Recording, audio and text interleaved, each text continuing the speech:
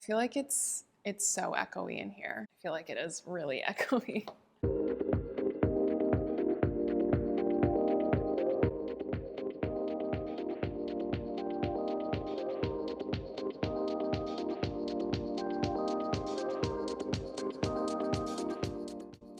I'm in my new studio and it is mostly it's all concrete floors and mostly blank walls, so it's pretty echoey right now, but hopefully that's not too annoying. I am super excited to be talking about my goals for 2022 in this video. I had hoped to make this video during the last week of 2021, but unfortunately with all of this Omicron business, my kids have been out of daycare because of exposures in the daycare, so I've had 2 kids running around and I don't get anything done when that happens. So here we are instead. There's already been a week of 2022, but I haven't got anything done during it. So I'm still going to talk about my goals for the year and what I'm planning in all different areas, from like sales numbers to products to marketing, all of that kind of stuff. I guess the first thing I'll talk about is my product goals and what changes I want to make to my product line, or what new things I want to bring into my product line, because I think that sort of informs all the other goals that I have. Like I mentioned, I am in my new studio. I will make a separate video all about looking for a studio and making the decision to get one, and I'll give you guys a tour as well. It is a hot mess right now because I don't have any shelving or anything, so stuff's just sort of like all over the floor and the counters, and it's not worth showing right now, but pretty soon, hopefully. So now that I have the space to really work the way that I want to and efficiently, and I don't have piles of things all over my house driving me nuts, I want to make sure I have a plan for what my product launches look like, not just the seasonal versions of the products I already have, but also new products that I want to introduce throughout the year. The first thing I want to really give attention to are my candles. People went nuts for them at the end of last year, which is very exciting. And I know that they're just sort of a big seller for a lot of people that make them. It seems to be people's go-to purchase when they visit a site like mine. So I want to bulk up the candle products that I have. When I launched candles at the end of last year for my winter holiday scents, I launched most of the holiday fragrances as candles, and then I also had one fragrance that was going to be available year-round, which was my Palo Santo candle, which was very popular, so that's great.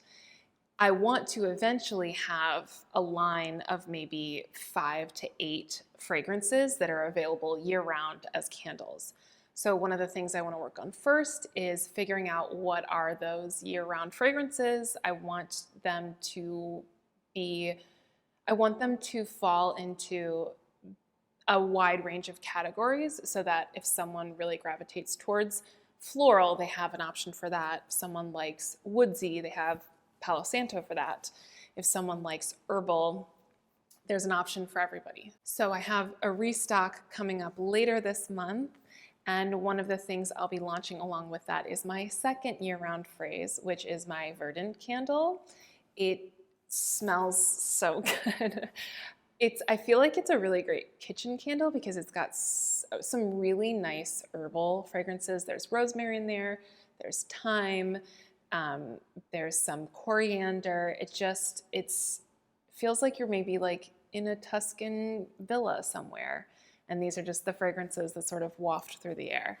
So I'm excited to launch that and then keep exploring what those other year-round fragrances are going to be. Sticking with candles, I also want to introduce additional sizes of candles. Right now I have my 6-ounce candle tin, which I think was the perfect thing to start off with, especially as a brand new product line. It's a good size to be able to offer a little bit lower of a price point, so people, no brainer, pick it up and buy it or order it if they're not in person. But I also know that people are going to want candles that burn even longer than that.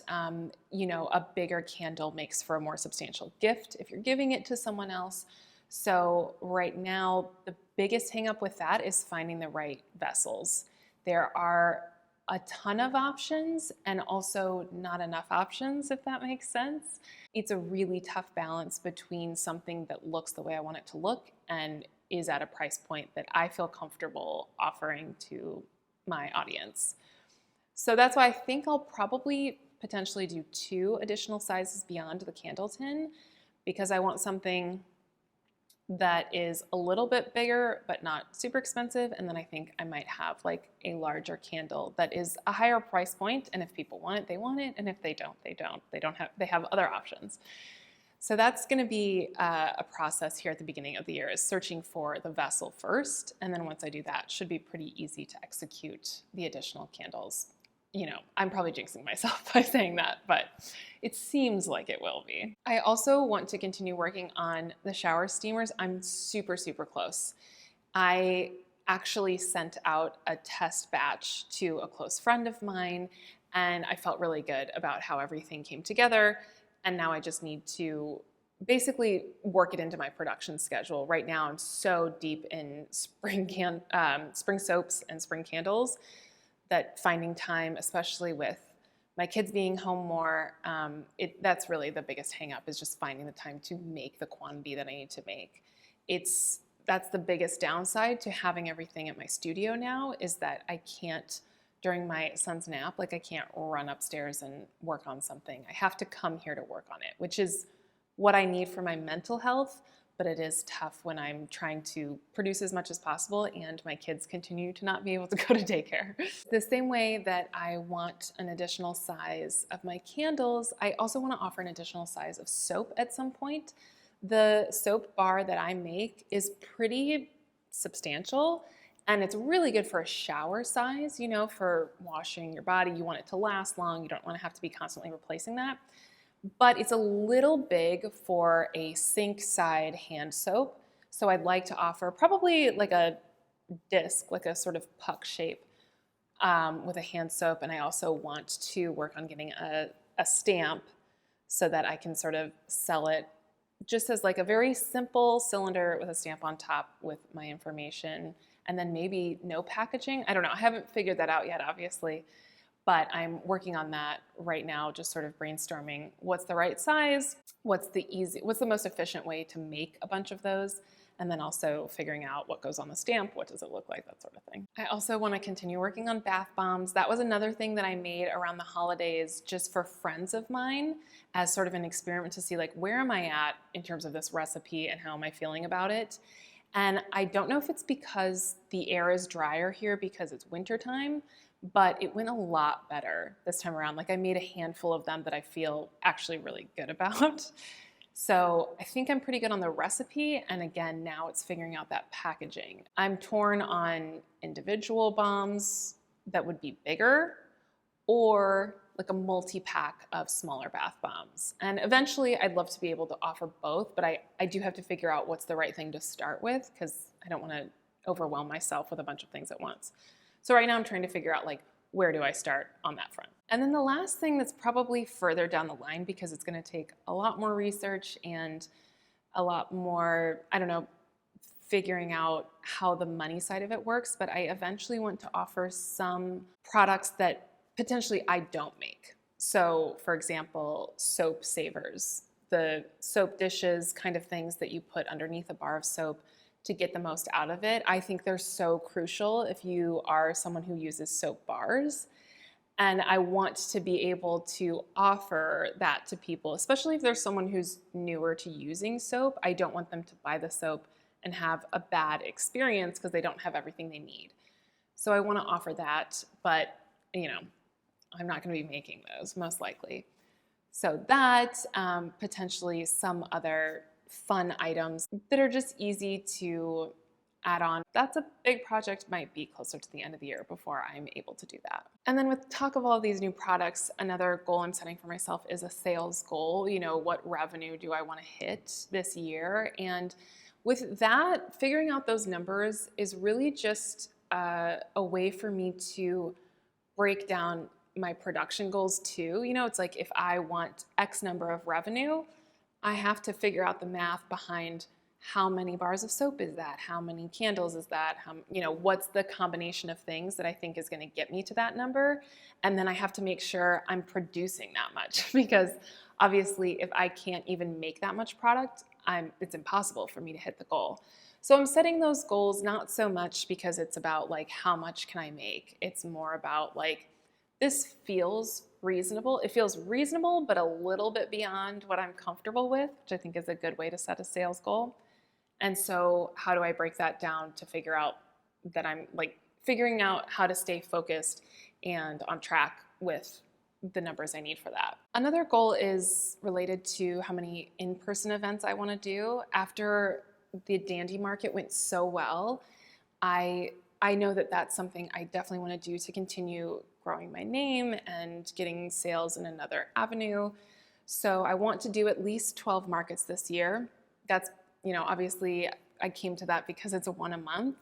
I don't know that I'm going to be able to do one in January just because of how everything's going with COVID and my kids still being unvaccinated. But that means that potentially, I think it would be easy for me to do 2 in December because that's when people are really buying products, or November, I guess I should say. Maybe, you know, figuring out which of those months I want to double up. And then anything beyond that, I feel like is just great. But 12, I think I can easily do. And I want to get into a rhythm where it's a really efficient process for me. And I'm not trying to reinvent the wheel every time I do one. So the last goal I have is really around social media.